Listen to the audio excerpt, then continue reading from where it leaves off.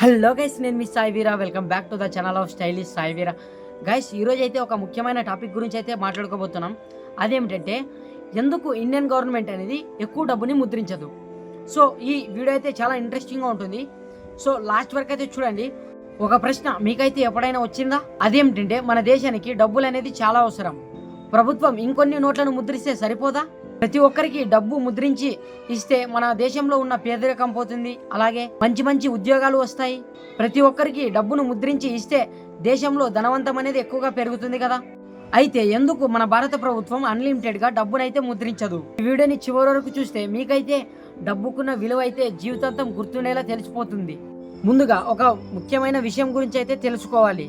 అది ఏమిటంటే, డబ్బు అంటే కేవలం ఒక కాగితం కాదు, అది ఒక నమ్మకం. మన దేశంలో డబ్బును ముద్రించే సంస్థనైతే ఆర్బీఐ అంటారు, అంటే రిజర్వ్ బ్యాంక్ ఆఫ్ ఇండియా. ఇది వచ్చేసి ఎక్కడుందంటే ముంబైలో ఉంది. ఆర్బీఐ ప్రభుత్వం అనుమతి ద్వారా మాత్రమే డబ్బును ముద్రిస్తారు. అది కూడా దేశ ఆర్థిక పరిస్థితులను బట్టి అయితే ముద్రిస్తారు.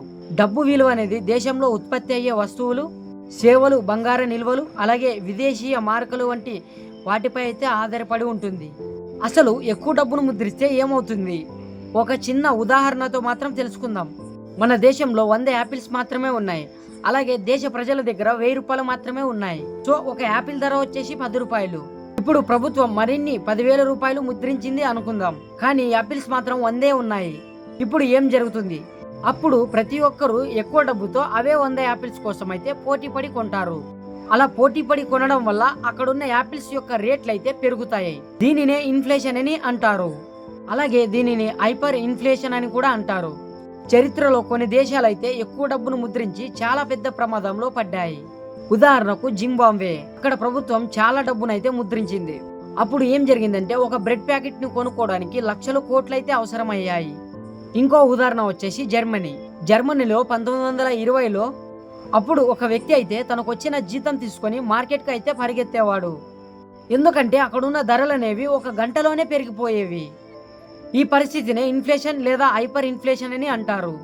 ఎక్కువ డబ్బును ముద్రిస్తే దేశానికి వచ్చే ప్రమాదాలు: రూపాయి విలువ అనేది చాలా వరకు పడిపోతుంది. విదేశీ పెట్టుబడిదారులు మన దేశం మీద ఉన్న నమ్మకాన్ని అయితే కోల్పోతారు. డాలర్తో పోల్చుకుంటే రూపాయి విలువ అనేది చాలా వరకు పడిపోతుంది. దిగుమతులు చాలా ఖరీదైతాయి, లైక్ పెట్రోల్, అలాగే ఎలక్ట్రానిక్స్.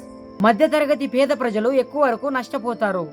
మన దేశ కరెన్సీపై నమ్మకం తగ్గితే అంతర్జాతీయ మార్కెట్లో మన దేశ ప్రతిష్ట కూడా పడిపోతుంది. అయితే ప్రభుత్వం డబ్బు ఎలా పెంచుతుంది?